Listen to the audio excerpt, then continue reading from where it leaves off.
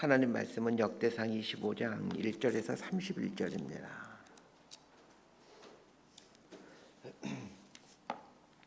역대상 25장 1절에서 31절까지 말씀 번갈아 가면서 읽습니다.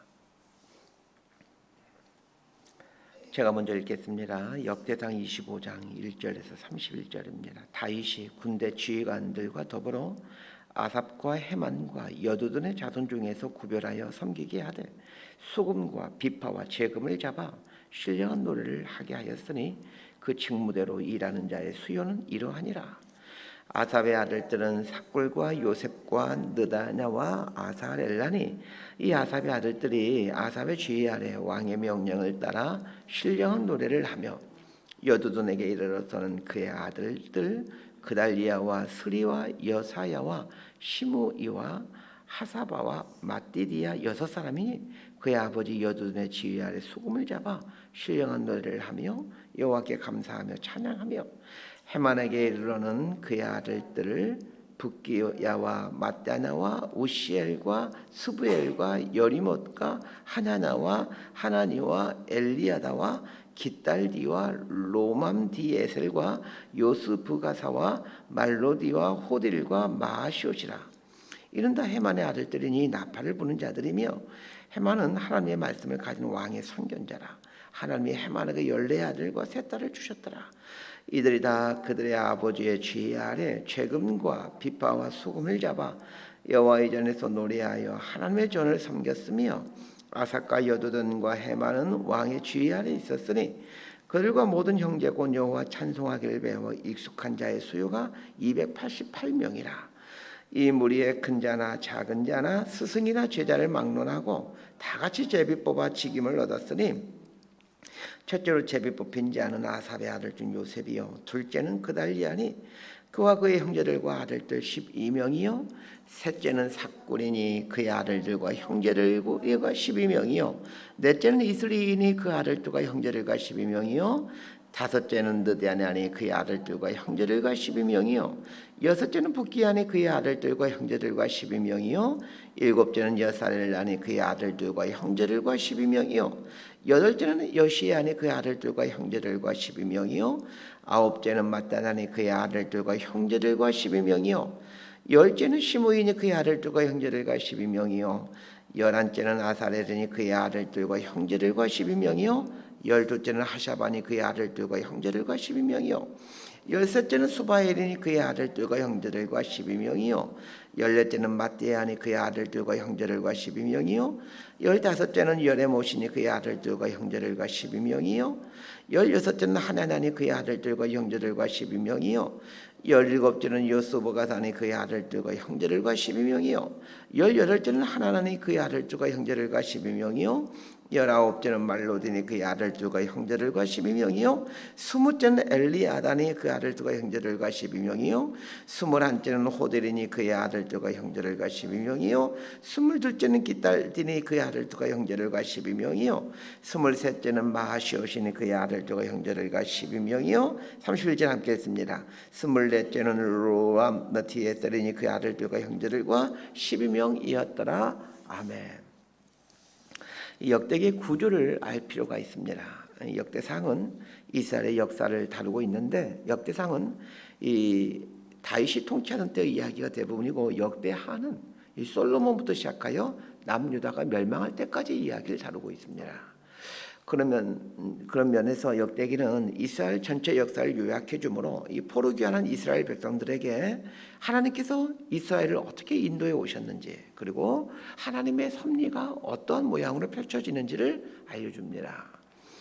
역대기를 읽는 우리가 역대기를 통해서 얻어야 될 가장 중요한 교훈은 어떠한 때 이스라엘이 부강했는지를 보면서 우리의 인생이 하나님의 복을 누리는 비결을 배워가는 것이고 또 어떠한 때 이스라엘이 패망하게 되는 것을 알아서 우리 삶의 반면교사로 삼는 지혜를 가졌으면 합니다. 적지 않은 그리스도인들이 하나님께 기도를 열심히 함으로 복을 누리게 된다라고 생각을 합니다. 100% 틀린 건 아니겠지만 사실 상당히 잘못된 생각입니다. 어떻게 하면 복을 누릴 수 있는지 반대로 어떻게 하면 저주의 인생을 사는지는 역대기를 보면 분명하게 알 수 있습니다. 이스라엘을 부강하게 만든 다윗의 삶을 살면 하나님의 복을 받게 되고, 이스라엘이 무너질 때 다스렸던 왕들의 삶을 살게 되면 또 저주의 삶을 살게 됩니다. 복을 주시옵소서 목소리 높여 기도하기보다는 다윗의 삶을 살면 됩니다. 다윗의 길을 걸어가면 됩니다. 기도하는 이유는 하나님의 뜻대로 살도록 하기 위함입니다. 하나님의 뜻대로 살지 않으면서 또 하나님 뜻대로 살 생각이 전혀 없으면서 주여 복을 주시옵소서 이렇게 목소리 높여 기도한다고 복이 많은 게 아닙니다. 역대상의 구조를 잘 보십시오. 이스라엘을 반석에 올려놓은 다윗이 어디에 무엇에 집중하고 있는지를 잘 보시길 바랍니다. 역대상 11장부터 29장까지가 다윗의 이야기인데 11장과 12장에서 다윗의 통치에 대한 이야기를 하고 있고 13장부터 성전과 관련된 이야기를 하고 있습니다. 13장에서는 언약궤를 옮기는 이야기를 하는데 우사가 죽게 되므로 언약궤를 옮기는 것이 잠시 중단되었다라는 이야기가 나오고 15장과 16장에서 언약궤를 예루살렘으로 옮겼다라는 이야기를 하고 있습니다. 17장에서는 성전을 건축하고 싶은 다윗의 열망이 나오고 이어서 19장과 20장에 보게 되면 다윗이 승승장구했다라는 이야기가 나옵니다. 언약궤를 소중히 여기고 있고 성전을 짓고 싶어하는 다윗에 대한 이야기를 하면서 다윗이 승승장구했다라는 이야기를 하고 있는데 이 논리와 이 순서를 잘 이해해야 합니다. 다윗이 왜 이렇게 승승장구했는지 그 이유를 알라는 것입니다. 22장부터 본격적으로 성전 건축 준비를 합니다. 22장에 보면 다윗이 성전을 지을 준비를 하죠. 하나님께서 다윗에게 성전을 짓는 걸 허락하지 않았기에 그 아들 때에서 성전을 지을 수 있도록 다윗은 모든 재료를 준비해 놓습니다. 석수를 시켜 돌을 준비해 놓고 백향목 나무도 준비해 놓고 심지어는 성전 문짝을 고정시킬 못까지 준비해 놓습니다. 어떤 면에서 솔로몬은 아버지 다윗이 준비해 놓은 것을 가지고 성전을 지은 것에 불과합니다. 성전을 지을 재료를 준비해 놓는 것이 어려운 일이지 성전을 짓는 것은 그리 어렵지 않습니다.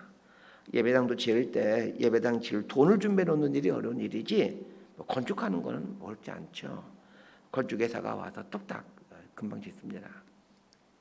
성전을 지은 모든 재료를 잘 준비해 놓은 후에 그 다음에 한 일이 성전을 섬길 레위인과 제사장 조직을 정비하는 일입니다. 다윗이 통치하던 시대에 레위인과 제사장 제도가 무너져 있었다는 것을 추정하게 됩니다. 사사 시대부터 사울 왕이 통치할 때까지 이 레위인과 제사장 제도가 유명무실한 상태였습니다. 이 사사기 보게 되면 그 내용이 잘 나오죠. 그래서 다윗은 성전을 섬길 레위인 제도와 제사장 제도를 확실하게 정립해 놓는 겁니다. 오늘 본문은 성가대를 조직하는 내용입니다. 성전 지을 준비를 다 해놓고 레위인과 제사장 제도와 성가대를 준비해가는 다윗을 보면서 이런 일들을 하고 있는 다윗의 얼굴 표정을 상상해 보았습니다. 그럼 다윗의 얼굴 표정이 어땠을까요? 그 청년일 때 여자친구를 처음 사귀고 나서 첫 번째 데이트를 하러 나가는 그 소년의 얼굴이지 않겠습니까? 다윗 얼굴을 묵상해 보다가 나의 남은 인생이 이런 인생이 있으면 참 좋겠다라는 희망을 품어봅니다. 자, 1절 말씀 함께 읽도록 하겠습니다. 1절입니다. 시작. 다윗이 군대 지휘관들과 더불어 아삽과 헤만과 여두둔의 자손 중에서 구별하여 섬기게 하되 수금과 비파와 재금을 잡아 신령한 노래를 하게 하였으니 그 직무대로 일하는 자의 수요는 이러하니라. 자, 오늘 본문은 성가대를 조직하는 내용입니다. 그런데 잘 생각해 보십시오. 지금 성전이 지어진 상태입니까? 지어지지 않은 상태입니까? 성전이 지어지지 않은 상태입니다. 성전은 다윗의 아들 솔로몬 때에 지어지게 되죠. 그러면 솔로몬 때 성전이 지어지니까 다윗이 성가대를 조직한 때로부터 적지 않은 시간이 지나서 이제 그 성가를 조직한 때로부터 10년, 한 20년 이렇게 시간이 지나서 이제 예루살렘 성전이 이제 지어지게 될 것이고, 그러면 시간이 지나서 성가대가 이제 성전에서 찬양한 일이 있었을 것입니다. 그런데도 다윗은 성가대를 조직합니다. 그래서 이 본문을 보면서 흥분해 있는 다윗의 모습이 상상되어집니다. 그 수많은 성가대원들이 하나님의 찬양하는 모습을 상상하면서 아마 다윗은 성가대를 조직했을 것입니다. 중요한 사실 하나를 알게 됩니다. 23장에서는 레인을 조직하는 이야기가 나오고 24장에서는 제사장을 조직하는 이야기가 나오는데, 레인과 제사장에 대한 제도는 그 옛날 모세 시대에 하나님께서 직접 명령하신 제도입니다. 그런데 성가대와 관련해서는 하나님이 한 번도 말씀하신 적이 없다라는 것입니다. 모세오경을 보게 되면 레인과 제사장에 대한 이야기가 수도 없이 나오지만 성가대에 대한 이야기는 한 번도 나오지 않습니다. 성가대를 처음으로 조직한 사람은 다윗입니다. 성가대를 조직하는 것에 대해 하나님은 한 번도 말씀하지 않으셨지만 다윗이 성가대를 조직하는 것은 하나님을 찬양하는 삶이 하나님을 참으로 기쁘시게 하는 삶이라는 것을 깊이 깨달았기 때문입니다. 어떻게 하면 하나님을 기쁘시게 할 수 있을까? 이런 고민하는 삶을 살았기에 하나님께서 다윗에게 그 성가대를 조직할 수 있는 마음을 주시게 되죠. 자, 이걸 통해 알 수 있는 것이 있습니다. 어떻게 하면 하나님을 기쁘시게 할 수 있을까? 이걸 고민하며 살게 되면 하나님께서 아이디어를 주신다는 것입니다. 하나님을 기쁘시게 할 수 있는 일이 뭐가 있을까? 어떻게 하면 하나님을 기쁘시게 할 수 있을까? 여러분, 이 고민하며 살아보십시오. 하나님께서 아이디어를 주십니다. 저희 둘째 아이가 지금 고3인데 공부는 열심히 하지 않고 엉뚱한 것에 관심이 많습니다. 작년에는 전국 청소년 창업 경진대에 나갔는데 그 각 지자체에서 이제 두 팀씩 선발이 되어서 이제 그 교육부 주관으로 이제 경진대회가 있었습니다. 둘째 아이가 학교를 충남에서 다니는데 그 충남에서 1등을 해서 이제 전국대회에 나가 장려상을 받았습니다. 올해는 고3인데 별로 공부에 흥미를 두지 않고 또 이번에도 창업 경기에 나갈 준비를 하고 있습니다. 지난 주말에는 집에 와서 자신이 준비하고 있는 내용에 대해서 이야기를 나누었습니다. 기숙사 생활하기에 2주에 한 번씩 집에 오는데 이번 경진대회에서는 그 독거노인들을 위한 자서전을 만들어주는 그런 아이템을 가지고 준비한다라면서 저게 개략적 내용을 이제 브리핑을 하였습니다. 쉽게 말하면 그 독거노인들을 위한 어떤 그 자서전 만들기입니다. 그 AI로 프로그램을 만들어서 뭐 핸드폰 같은 것에 앱으로 깔아 그 독거노인들에게 여러 가지 질문들을 하면서 대화를 하게 한답니다. 지금까지 살아오시면서 인생에서 그 중요한 일들, 뭐 재밌었던 일들, 슬픈 일들, 뭐 여러 가지 그 질문들이 있겠죠. 그러면 AI가 그런 질문들을 하면 이제 듣고 그 어르신은 그 AI가 하는 질문에 따라 자신의 지난 인생 동안에 있었던 일들을 하나씩 회상하면서 말을 합니다. 그러면서 홀로 지내는 그 외로움을 덜어주게 하고 그 어르신들이 들려주는 이야기가 그 자동 저장되게 해서 또 AI로 이 자서전을 만드는 뭐 이런 아이템입니다. 이렇게 해서 책이 나오게 되면 이제 어른들이 모이는 노인정이나 복지관에서 자신의 자서전을 낭독하게 하고 또 자녀들과 친지들에게 선물하고 그리고 장례식 때 오는 조문객들에게 이 장례식 선물로 나누어 주는, 그래서 주변 사람들이 이분을 오래도록 기억하게 하는 뭐 이런 아이템이죠. 그러면서 이제 구청이나 시청 같은 지자체 기관의 프로그램을 판매해서 뭐 수익을 올리는 이런 수익 구조입니다. 책을 출판하고 판매해서 수익을 얻고 또 이 프로그램을 구청이나 시청 같은 곳에 팔아 수익을 올리는 그런 구조랍니다. 각 지자체마다 노인 문제를 위한 고민들 많이 하고 있는데 지자체에서 많은 관심을 가질 것 같다라고 이제 말을 하였습니다.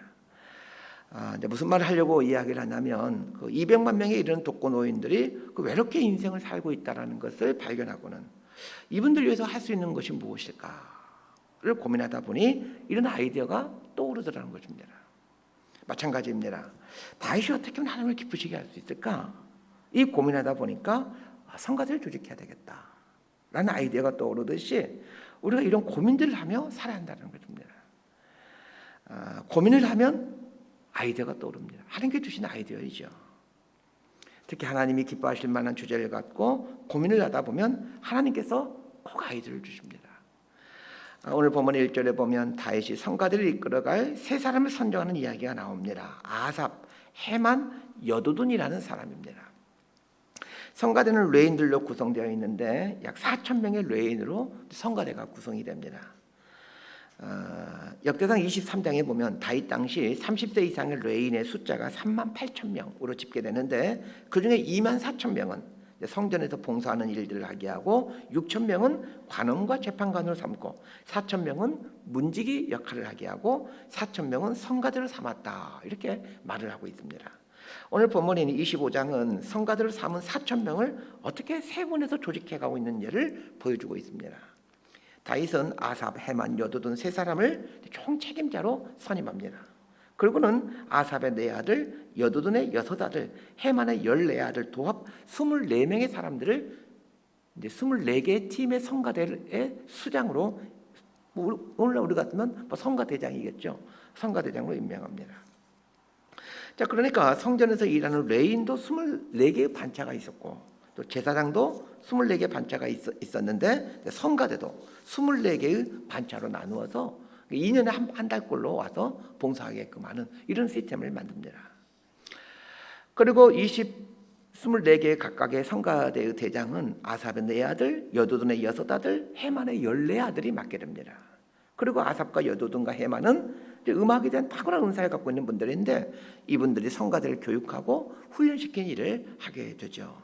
성경을 잘 보면 아삽, 여두둔, 헤만은 악기와 음악에 대해 상당한 조예가 있는 분들인데 이분들의 아들들이 성가대장으로 임명이 됩니다.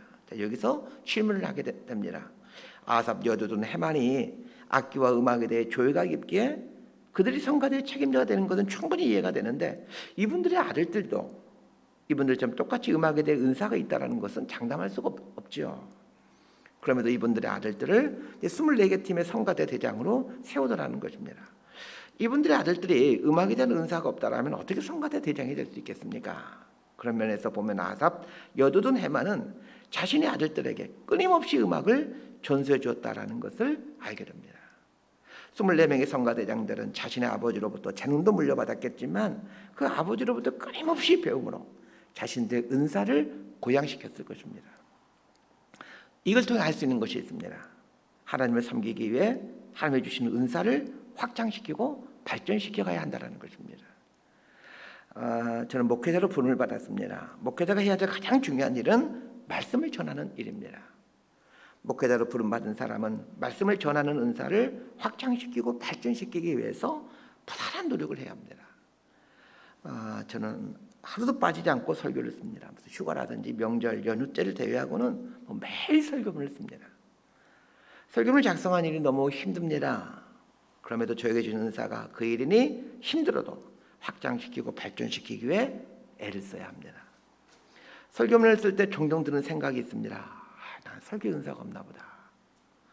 설교문을 쓰는 일이 힘들기도 하고 수십 년 설교문을 썼으면 참 좋은 설교 나와야 되는데 형편이 없습니다. 그럼에도 목회자로 부름받았기에 힘써야 되죠. 여러분도 마찬가지입니다. 하나님이 불러주신 자리에서 탁월함을 발휘하기 위해 은사를 확장시키고 발전시켜야 합니다. 근데 그 일이 힘든 일이죠. 그래도 해야 합니다. 다윗이 성가대를 책임진 사람으로 아삽, 여두둔, 헤만을 선임하게 되는데 여러분 이 세 사람의 이름이 상당히 낯익은 이름이지 않습니까? 시편에 보면 이분들의 이름이 종종 등장합니다. 이분들의 지은 노래가 시편에 상당히 많이 기록되어 있습니다. 시편을 비롯한 모든 성경은 하나님의 말씀입니다. 그런데 시편에 등장하는 이분들의 시편은 엄밀히 말하면 이분들이 지은 노래입니다. 이분들이 지은 노래인데 하나님의 말씀으로 성경에 기록되어 있다는 것입니다. 이걸 어떻게 해석해야 될까요?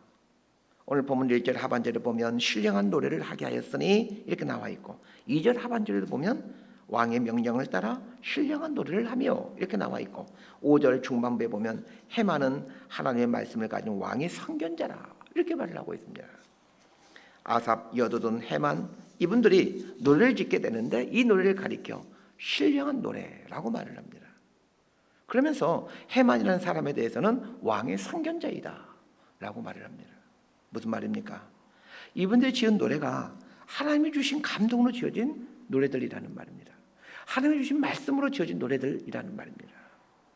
하나님이 주신 감동으로 만들어진 노래이기에 신령한 노래가 되어 하나님의 말씀으로 승화되게 됩니다. 찬양하는 분들이 어떤 마음으로 찬양을 해야 되는지를 오늘 말씀을 통해 배우게 됩니다. 하나님이 주신 감동으로 찬양하고 그 찬양의 가사 하나하나가 하나님의 말씀을 기억하면서 찬양해야 합니다. 그래야 할 때 찬양의 가사 한 구절 한 구절이 하나님의 말씀이 되어 내 안에서 역사하게 되죠. 말씀 정리합니다. 오늘 두 가지를 기억했으면 합니다. 하나님이 기뻐하실 만한 일이 무엇이 있을까를 늘 고민하며 삶을 사는 것입니다.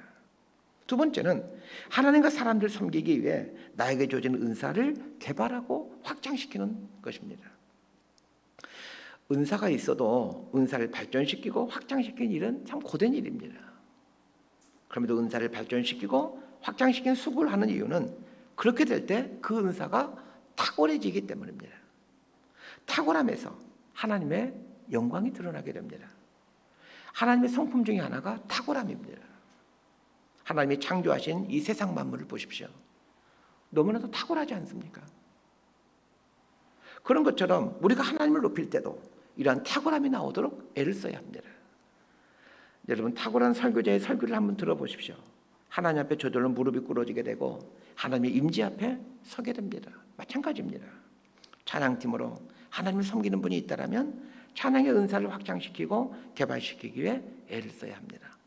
악기로 하나님을 섬기는 분이 있다면 그 은사를 확장시키고 개발시키기 위해 힘써야 됩니다. 주방봉사로 하나님을 섬기는 분이 있다면 그 음식을 잘 만들기 위해 애를 써야 합니다. 그 주방봉사하는 분이 음식을 맛있게 만들어 놓으면 그 성도들이 밥을 먹으면서 그 인상 쓰고 먹게 됩니다.